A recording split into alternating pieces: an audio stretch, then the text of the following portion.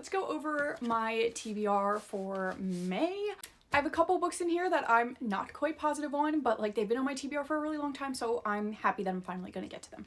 I do have a book club book for the month. As of right now, it hasn't been picked. If it does get picked, I'll put it on the screen really quick. But yeah, I don't know what that one's going to be.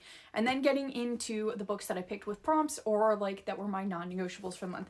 So my first prompt was pick a nostalgia read, and I'd watched this movie when I was much younger and really enjoyed it. Eventually got the books because I was curious if they were like the movies, and then just never read the books, so I figured this would kind of give nostalgia. Then after that I had or pick a book that was written by a male author, and I went with The Silver Blood Promise. I really wanted some fantasy on this list because I really need some fantasy in my life, and I heard that this is a fantastic kind of like Indiana Jones inspired story. I don't know if that's true or not, but that's how the bookseller got me to buy this, and I am very intrigued by it. Then my classic for the month is going to be Catch-22.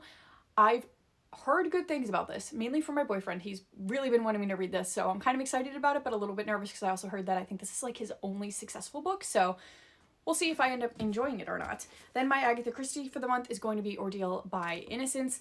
This is about a man who everybody accused of the crime, and then they realized that he was innocent, but he died in prison, so now they're trying to sort of deal with that and also convict the correct person.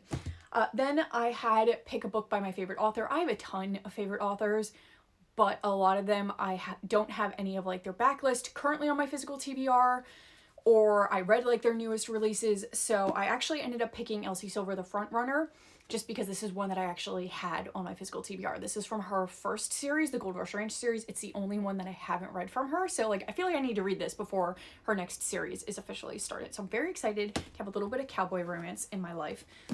Then I had like a TikTok favorite, and I just scrolled TikTok until I found one that was actually on my physical TBR, and that was King of Wrath, which thank God, because like I don't know when I was going to end up picking this. Billionaire romance is not really my thing, but we'll see if I end up enjoying it. Hopefully I do. This was gifted to me, which is why it's on my TBR. So hopefully the gift wasn't in vain.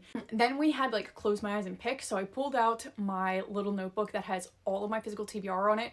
And I think I had to do it like 4 times until I landed on something that I hadn't read or wasn't like way later in the series than I currently was. And I ended up picking The Couple in the Cabin. This is it's kind of like a domestic thriller where she locks her cheating husband and his fling in the cabin that they're in, and she's trying to enact her revenge. And listen, I like a good revenge arc, so we'll see how that one goes.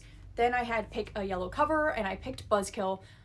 This has been on my TBR for an extremely long time, so I'm hoping that this ends up being good. This is actually about 2